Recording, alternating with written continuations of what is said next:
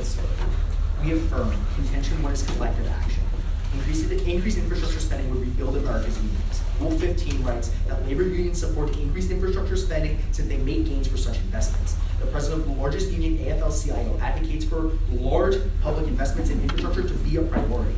Prioritizing infrastructure spending would thus represent a policy victory for unions, which would improve their perceptions of their efficacy.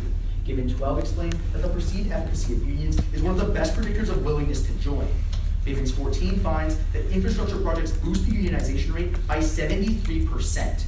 Unions allow workers to lobby for better wages. Walters 03 finds that unions raise the wages of unionized workers by 20%. And because of the union threat effect, non-union workers get paid more because their employers try to forestall unionization. Thus, he finds that the impact of unions on non-union wages is the same as on union wages. Unions are key to addressing inequality. Michel 12 finds that deunionization can explain a third of the wage inequality growth from 1973 to 2007. Contention 2 is America Works. Higher public infrastructure spending promotes employment in 4 ways. First, creating labor demand. Schwartz 09 explains that a single infrastructure investment has 3 levels of impact: direct employment, indirect employment in the manufacture of materials, and induced employment generated by the direct and indirect jobs. New America 10 finds that each $1 billion of spending on infrastructure can generate 40,000 new jobs. The majority of these jobs are low entry. Kane 14 finds that only 12% of those employed to infrastructure hold a bachelor's degree or higher and generally need less education to work. Second is increasing productivity. Poland 10 explains that infrastructure projects lower the cost that firms have to incur to operate their own businesses. Thus, Bivens 14 furthers that an infrastructure investment of $250 billion would increase productivity growth by 0.3% annually. This higher productivity growth allows policymakers to target lower unemployment rates because it provides more room for unemployment to fall without causing inflation. As a result of this effect, Bivens concludes that an increase in infrastructure investment could mean that more than 1 million additional workers each year find employment. Third, increasing the quantity of businesses. Better infrastructure encourages business development because it increases the economic viability of the affected region. Gibbons 12 thus finds that a 10% improvement in transport-induced accessibility leads to about a 3% increase in the number of businesses and employment.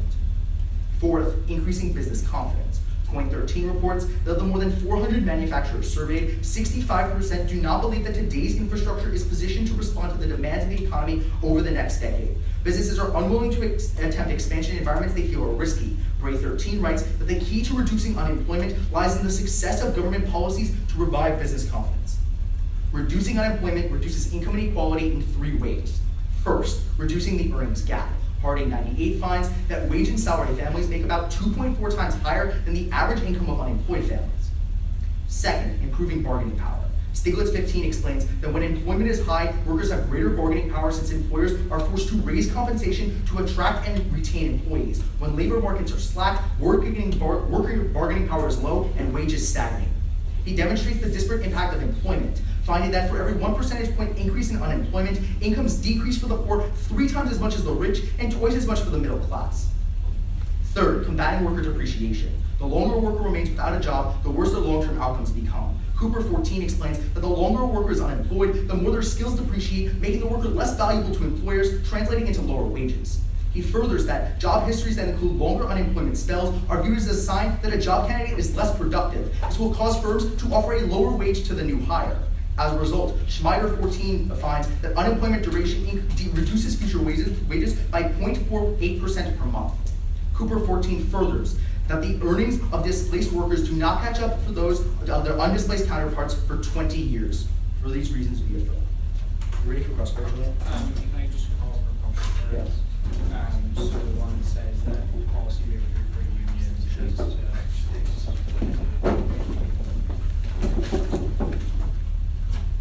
so here's the case. I think if you want to more context. Yeah, and then every card is in case right there. So just take some prep to review. I just want to first.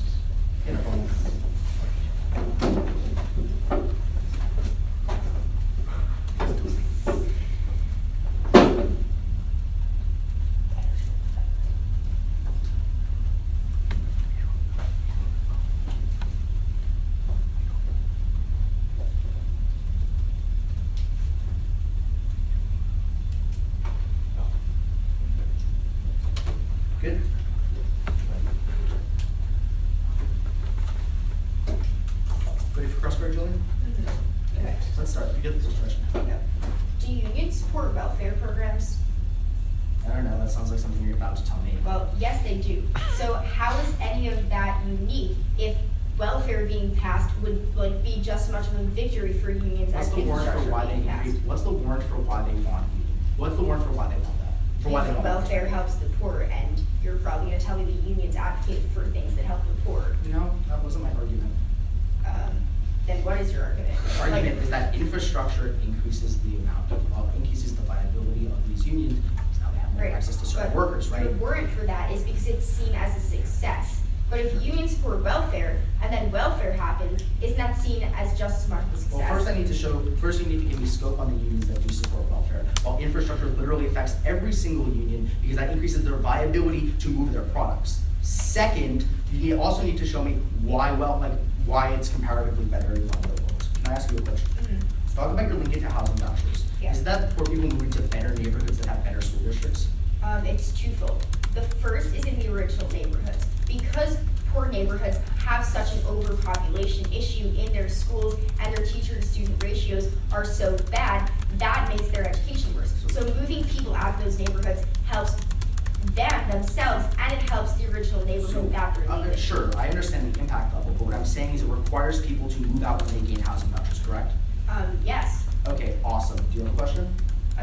So when you talk about indirect jobs, wouldn't any sort of stimulus spending create indirect jobs? Sure, but not as much as infrastructure. Why? Infrastructure requires, okay, first of all, if you're going to try and say that welfare creates indirect jobs, you have to explain to me how it does so. It may produce some sort of induced labor, but not all indirect jobs because you don't need materials to have welfare. So people get welfare, like food stamps. They spend them at a supermarket. Doesn't that create just as many indirect jobs as whatever long-term Indirect jobs are different than induced. might have? Indirect jobs are different than induced jobs, right? Like an induced job is what you're talking about. An indirect job is like when you build the actual infrastructure, you need to go and have workers make the materials for said infrastructure. The comparative is, and you also need to show me how many induced jobs create, through welfare spending, right? Yeah, Okay. sure. Good question. Sure. Let's talk about Pell Grants, right? When you say that expanding Pell Grants would end up, how much do we need to increase Pell Grants by in order to see the impacts you're talking about? Robinson gives you the analogy. She says that every time that the cost of college decreases by $1,000, that leads to a 5% rate. That's not what I'm necessarily. So there is no bright line. It's like a sliding scale. But I'm also trying to talk about how much do we need to increase by in order to stop the college inflation, in order to prevent the college inflation rate. I mean, it depends on what the college inflation rate is. I mean, that number is always changing. So and it differs from person to person how much they can So afford. what are you advocating for then? As much of an expansion as we can get. Okay.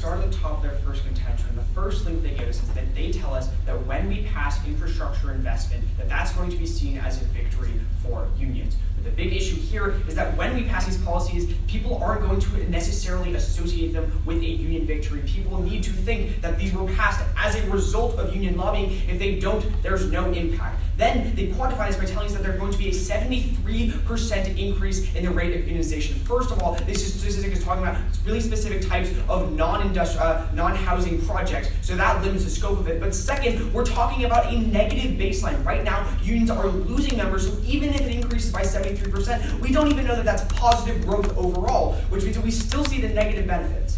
Then they tell us that this is going to help everybody, that they need to reach a critical mass in order for unions to have any effect. If literally 7% of the workforce right now is unionized, and that increases by 0.05%, if at all, then that's not going to affect the wages of other workers. They need to show us, per amount of increase, how much that actually increases the wages of these workers. Without quantification, it's impossible to evaluate this argument. But even if they win this entire argument, education is a much more important link into income inequality for one main reason. And that's that when people are more educated, they're better able to represent their interests, and they can pass more policies that are going to be beneficial. Turner finds that voter turnout increased by 40% when people got a post-secondary education as opposed to those with just a junior high education. Education increases ability to represent interests. Second contention, they talk about America Works, right? And they have a bunch of impact. The first overall response is all these benefits are going to go to wealthy communities because the rich are more likely to be politically involved and vote and make donations, which means that all the infrastructure gets directed to the wealthiest communities. Or tells the Washington Post finds that as a result of this, the opinions of the rich are viewed as 15 times more important than the views of the poor by politicians. For example, furthermore, even if money is originally slated by the federal government to go to poor communities, local politicians can reallocate the funds. For example, New York Assemblyman Bill Nojay found that public transportation money meant to be spent in upstate New York, poor upstate New York, was instead directed towards wealthy areas in New York City, quote, in order to retain the support of their special interest donors and groups. So when they talk about increased productivity for businesses, when they talk about increased number of businesses, and even when they talk about more jobs, these are all things that are going to wealthy communities, which, if anything, is going to increase the income gap. But let's specifically talk about each of their subpoints. First, they say we're going to receive a lot of jobs because of induced jobs, all these different things. But really, all they're saying is that Bivens tells us, their own author that they cite us, tells us we see more of a multiplier effect with welfare because people are more likely to spend that money immediately, right? Even when they talk about induced jobs and people who are producing the goods, it would be a lot more effective just to give that money to those people directly, right? There's no specific reason why we need to realize this redistribution through infrastructure, and that's the affirmative's burden. Second, they talk about productivity, and they say that they say Bivens, and they say there's general overall growth, but I would say that when we have more productivity, then businesses need less workers in order to achieve the same amount of work, which is going to decrease overall employment. Then they talk about the number of businesses. Again, this is just going to go, subpoints C and D are basically the same argument about businesses not wanting to go to poor communities, and I would say that's not going to change with infrastructure investment because the infrastructure investment is going to those same communities where they already exist. Then let's talk about their impacts. Let's start with the third one, actually. They say that skills are going to depreciate. I would say that that education was solved back for that, right, in a way that employing people never can, because even if they get employed the same low-skilled job, they're going to hit a ceiling. Education solves for that, and that same ceiling applies to their other two impacts. When we see a decrease, they say it'll solve back for the earnings gap because there's more collective bargaining. At best, all they achieve is slightly higher paying low-skilled jobs, but they never break the barrier into getting significantly higher paying jobs that require higher skill set. That only happens when you increase the amount of education. That's the only link into intergenerational social mobility, which is the most important way to decrease income inequality, and ultimately that's why you're negating.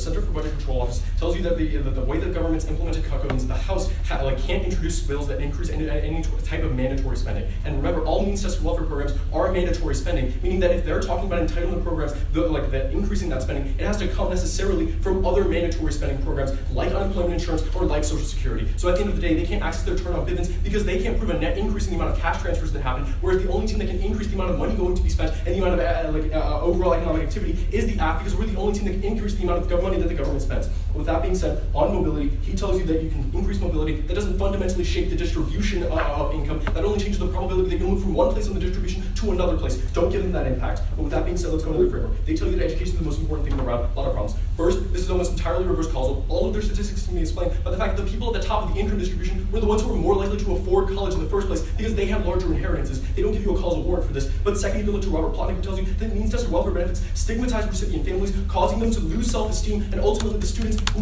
when they receive a $1,000 increase in means-tested welfare receptions, that leads to a reduction in the amount of schooling they receive by 1/5 of a school year. So turn the argument against them. But at the end of the day, they don't even have an impact here, right? Because Elizabeth Manning of TOC University, in a meta-analysis of 64 studies, says that the association between educational attainment and income inequality is practically insignificant. And prefer that evidence because it has a better meta-analysis, better methodology, wider on scope. So ultimately, they don't gain any impacts in their case because the only thing they impact was education. Whereas we tell you that you don't need as much education if there's demand for those jobs, and that pushes down the wages of the rich. With that being said, let's go into their first contention where they talk about housing vouchers. A couple of problems here. But first, you can turn this argument because according to Sanders, the vouchers are reduced and effective because affordable housing recipients are the only people that accept those vouchers are people that live in really highly concentrated areas of poverty. They're the people that recruit poor people to live in those areas. So ultimately, they're not moving people out of poor communities. They're moving them into concentrated neighborhoods. But more importantly, remember, you can turn the argument against them because the housing choice voucher, according to Edgar Olson, incentivizes less work because there's a cliff in the amount of spending that you and the amount of income that you can get before you receive that. That's why he finds that joining the housing voucher program leads to a $3,500 reduction in the amount of money that you earn annually because of that cliff. More importantly, let's go on. But those two terms are all we need to do for housing vouchers. Then let's go into their second contention where they talk about SNAP. A couple of problems with this. First, Peer of the New York Times tells you that to get SNAP, you have to work half-time or do 80 hours of job training a year, which means that maybe people that already have jobs are getting the benefits, but the people that don't have jobs who can't afford to spend that time there are not going to see any of the benefits. You only exacerbate that gap. More importantly, because SNAP is administered by the state, they get to reject that, right? So even if you see an increase in funding at the federal level, that means that 21 states who reject SNAP funding right now aren't going to see that increase. That only entrenches income inequality. But then remember that this Hayes in 2014 tells you that it disqualifies everybody who saves over $2,000, which undermines the ability for people to get stability in the long term because they literally can't save any of their finances going forward. That leads to volatile families, that leads to people falling victims to recessions, so we turn the argument against them. But then, more importantly, you go into Sonia Huffman of the Center for Agriculture and Rural Development, who tells you that these programs have literally no impact on food security because people are disincentivized from working and earning more income, so they don't have an impact. But lastly, when they're telling you that 1 million people are losing their benefits, they're getting the narrative completely wrong. The Center for Budget and Policy Priority tells you that it's not because of a lack of funding, but because congressional restrictions are being imposed on these programs, which makes it impossible for people to get access to those. Things like the work requirements, which they don't solve with an increase in financing. But then, let's go on to their third contention where they talk about Pell Grants. First, remember, they're creating more degrees, which devaluates the people that don't have high school educations. All of those people are even more structurally disadvantaged in the workplace. But the second problem is that the lack of cash isn't a problem. You can look to Bennett White, who tells you that only 60% of students even apply for federal aid at all, right? So that means that there are a lot of people who literally aren't claiming it. But moreover, he tells you that there are $3 billion in Pell Grants that are literally going unclaimed. The problem isn't the amount of funding in the programs. The problem is that nobody's looking for these. But even more so, at the end of the day, they literally don't have an impact. The most important piece of evidence on their case is still the Elizabeth Manning evidence of Deacon, so they can't even weigh anything that comes off this case. For these reasons, please vote.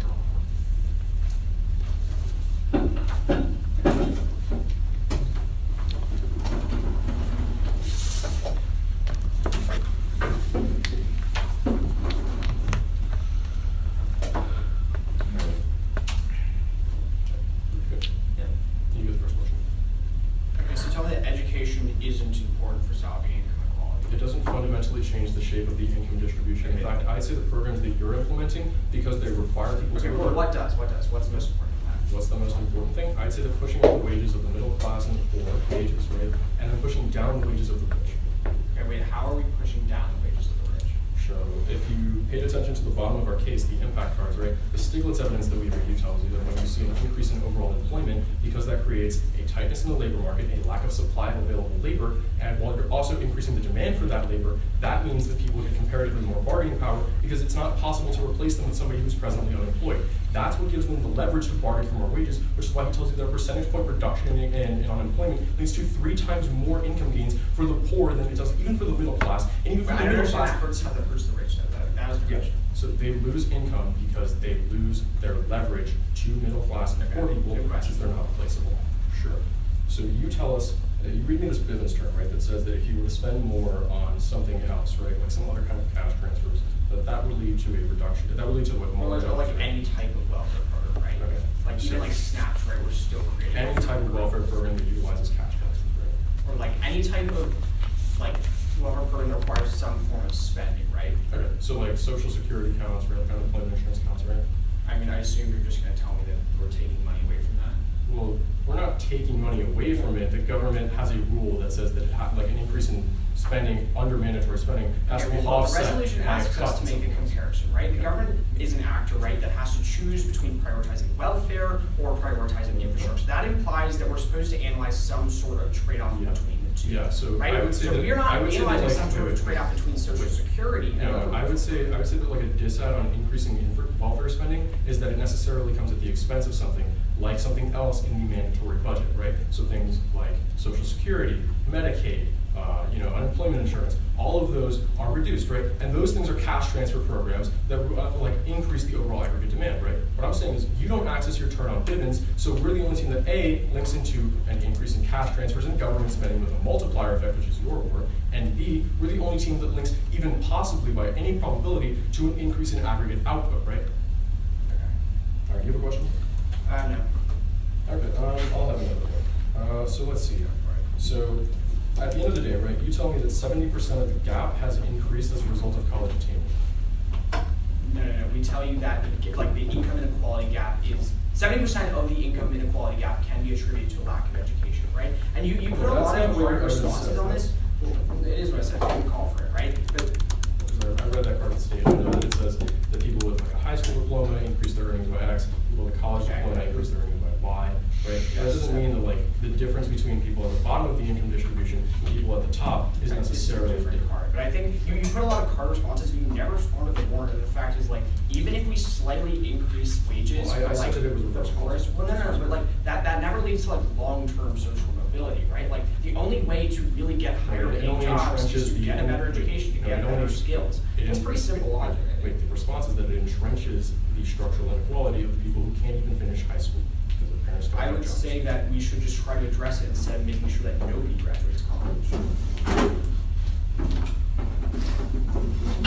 Oh, can we call for the mandatory spending?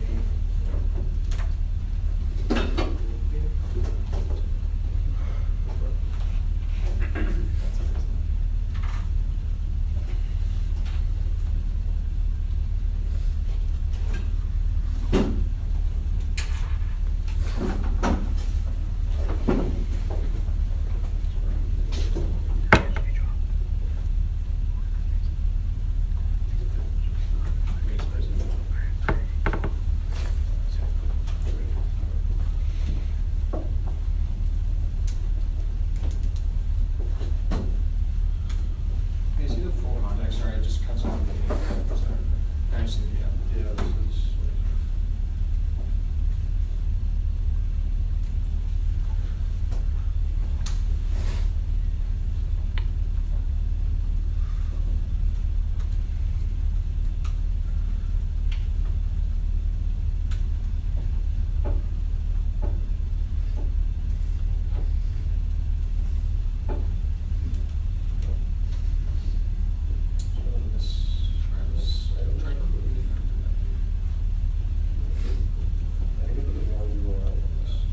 But I can also give you this, which Sure, is. you can drop the other one. Oh, we can drop that, but also this is the exact same Okay. thing. So.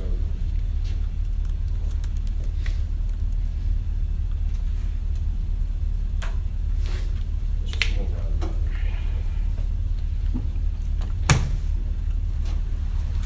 Sorry. Okay. That's the first sentence.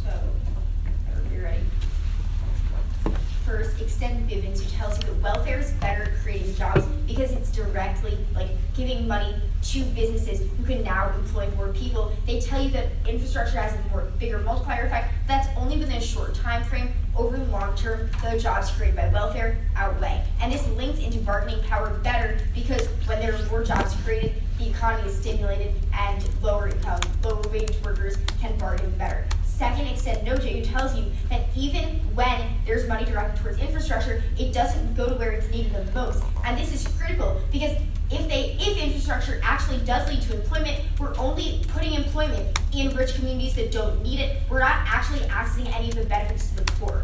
Moving on to framework.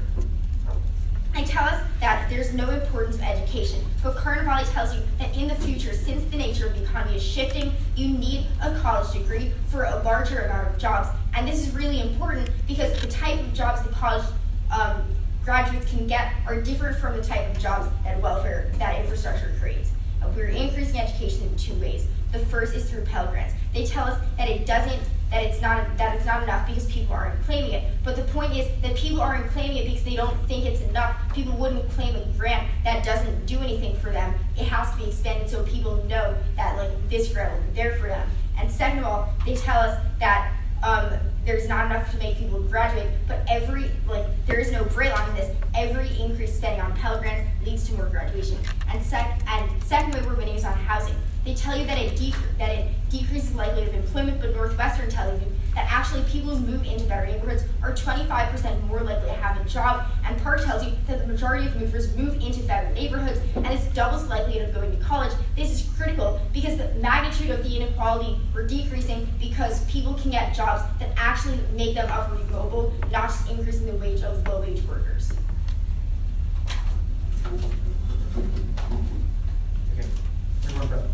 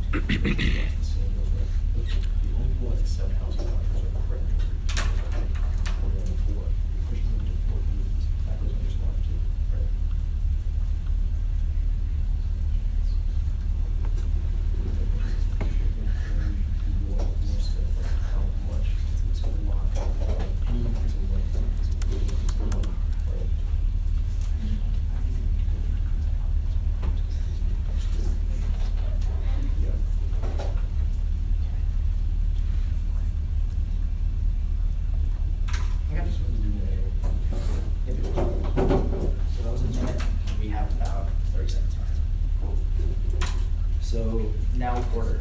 We're going to go education as in top of their case. Cutco turns their case. Our second contention. Sound good? They never respond to the first thing David says, which is that the benefits of education are reverse causal. The people that get college educations are either A, intrinsically more hardworking, or B, happen to have higher IQs and better able to work in the workforce, which means that education is entirely reverse causal, doesn't affect income inequality. They also drop Manning, who explains there's actually no effect between the two. At that point, you can't weigh anything in their case, sliver of offensive firms. Even then, their case votes for us in three ways. First, on housing vouchers. Recognize the only landowners that accept housing vouchers are the ones who end up having who increase predatory, are predatory and push them into poor communities, which means you exacerbate income inequality even farther. Also, we decrease incomes for the poor by $3,500, which ends up harming everyone in the short, which ends up harming them and increasing income inequality.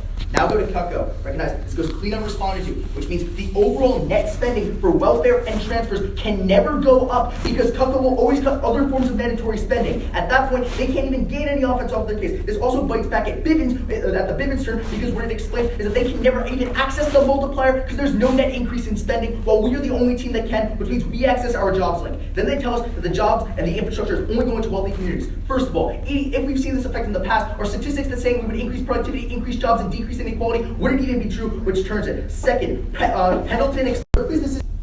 Now, let's go to the warrant. First, productivity, which goes completely unresponded to, except for the fact that businesses need less workers, recognizing that it increases productivity increases the amount of goods in the economy, which means that we want more people working in order to buy those goods, which is why employers start hiring more people. At that point, we access 1 million jobs per year created through infrastructure, which is how we get to the Wang from Stiglitz, who explains that when you constrain the labor market by decreasing the amount of people that are unemployed, you make it so that the top 1% can only choose from a limited pool, and they have increased bargaining power. At that point, that increases the wages of everyone, because when everyone has more bargaining power, it makes it so they are able to wage for higher wages. For these reasons, we affirm. You got a funny picture of me there, David? Yeah, I actually placed on the wrong Instagram. All right, everyone ready? You guys ready to remember us? Okay, let's start. Okay, so you say that when like businesses and politicians lobby to have infrastructure in welfare communities, say it's not malicious. Why does that matter? Yeah, well, I don't think their intent is to increase income in the world, Okay, right? well, Like their intent is to get people to buy their goods, and their intent is to produce more goods, First of right? all- So like they can increase their incomes, but they can also increase the incomes of the people at the bottom by stimulating economic growth. And if we do that in a way that's equitable, like the Stiglitz No, evidence but says it will the be. problem is that growth goes to the top. No, hold on. Right? Well, no. Productivity If you- doesn't get well, captured no. in higher It wages. does, right? If you have high unemployment, yes. right? And the argument that we're making is that the only way to constrain that unemployment in the context of prioritization is an infrastructure. What Stiglitz argues is that unemployment is incredibly regressive, which means the higher the unemployment rate, the lower the wages are for the bottom 1%. For like the bottom Yeah, that's fine, but at which the point means when that we're when we approaching full employment, it doesn't really Okay. matter. No, First of all, that's- like if you assume we're approaching full employment, you're not taking into account discouraged workers who have stopped because the unemployment rate and the amount of jobs in the economy aren't high enough. And the second thing is we can actually reduce the natural rate of unemployment by our case, right? Like that's the analysis that we read that says that when you increase the productivity of the labor market, you like lower the non-accelerating inflationary rate of unemployment, which means government policymakers can target a lower unemployment You rate actually by 1 make the million line people. for full employment go down. Okay, so if full employment were to happen, but a lot of these jobs created were being minimum wage, like McDonald's jobs, Still fine would because that solve for still fine because inequality? one takes unemployed people and gives them a job, which means they saw a huge jump in income, possibly Which is the the largest single jump in biggest income. jump That you can doesn't make. solve Hold for on. gap between Second the thing, It right? stops Like between the bargaining power. unemployed and Like the when rich. less people are unemployed, you increase bargaining power, which doesn't go respond. How much, like for every, Doesn't matter. like, Well, it kind of does matter, Yeah, because no, it's a so it pretty means- it negligible means- increase. no, right? No. Like what Stiglitz explains is that when you increase employment, you disproportionately increase the wages for the poor as compared You to the increase wages for bargaining the rich. power, but I ask you, first off, how Alright, much exactly is we read it in increase? case How much two. does that We read it in increase case the anyway, bargaining like- power, and how much does that translate in terms of jobs? Listen. Let's roll Okay. through. Stiglitz explains the disparate impact of unemployment, finding that for every 1 percentage point increase in How much do unemployment, credit incomes cards- decrease for the poor 3 times as much as the rich, and the middle class experiences twice as less growth as the poor. Right? So what happens is when you see income growth as a result of unemployment that disproportionately goes to the bottom, the warrant for that is bargaining power. The warrant is that everyone can now bargain for higher wages because there's less people to replace them in their jobs. The labor can go, oh, I'll just fire you and I'll get someone new because there's less people to actually hire into that new position. Wait. That is the argument behind that. But even in full employment, people can switch Yeah. from job to job. That doesn't mean. But the it's less company- likely, right? Because it means there's less people looking How for much jobs. less likely is it? Like, We I just- see There's a how lot of the We explained to you analysis- the impact on wages, which is enough to win the round. Well, I mean, we said that, right, that like, we're not at full employment, right? Because there are tons of discouraged workers who feel like if they were to try to search for a job, which is what the inequality unemployment rate measures, they wouldn't be able to get one. Wait, so but if they suddenly Stimulating decide massive it's job worth growth. searching for a job, then there's a larger labor market, right? No, they're still considered part of the labor market. Okay, well, no, but That's they're not true. They also calculated in affect terms of unemployment. unemployment statistics, right? So if you suddenly like make there more demand, then there's going to be people who can fill that gap, which means we It's don't still see that counted in type of terms of the bargaining power. overall employment market one at a time. You guys got like 10 seconds left or something like that?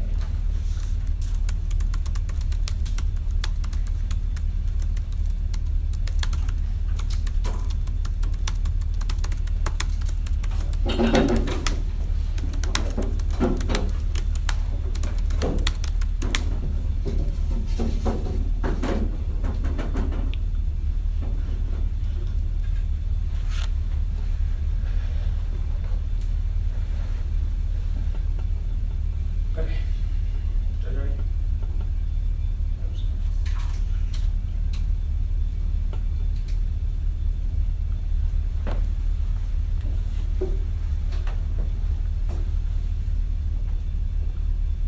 so let's start off on their offense. They tell us that we're going to increase the amount of labor demand, but they have a lot of holes. They don't tell us, first off, how much we're increasing the demand. They don't tell us how many more people get employed. They don't tell us what percentage of employment increase correlates to a higher bargaining power, how much bargaining power we need to actually increase wages. Without any of these numbers and just a generalization that Stiglitz makes, it's really hard to evaluate what actually happens when you have firms. And at the point where they tell you that there's a lot of people who aren't looking for jobs because they're discouraged, that means that even if we increase the incentive, to find work because there's more demand, then there's still plenty of people who can fill that gap, which means we don't actually see an increase in the amount of collective bargaining that we have. But we're going to be looking to education as the most important impact in the round, because collective bargaining can only do so much. Even if we make low-skilled jobs higher paying, that can only do so much, right? What we need to do is we need to give people access to high-skilled jobs that are always going to pay more, and even higher-skilled workers, even if they don't get higher-skilled jobs, are still going to have an easier time finding low-skilled jobs. Which means that we're looking to education as the biggest impact around for long-term intergenerational mobility, and we have two links. The first is Pell Grants. They basically drop this in their summary, and it's really important because it means that the reason they're not effective right now is because they're not enough. People don't use them because they know that it won't cover enough of the cost for it to be worth it. But if we increase the amount of funding, which we tell you is likely to happen, then what we see is people, for every $1,000 we decrease the price, we see a 5% increase in enrollment, and the more people are in college, the more people we see this benefit. They entirely drop this. This is a really easy negative ballot. And second, we tell you housing vouchers. They say that people are moving into worse neighborhoods because landlords won't accept it, but they drop part that Jillian brings up in the summary, which says that the majority of people who move using housing vouchers move into neighborhoods with a higher median income, which means we access all the benefits of better education because of higher property taxes. Ultimately, because we're the only team that accesses long-term impacts through education, I see a clear negative ballot.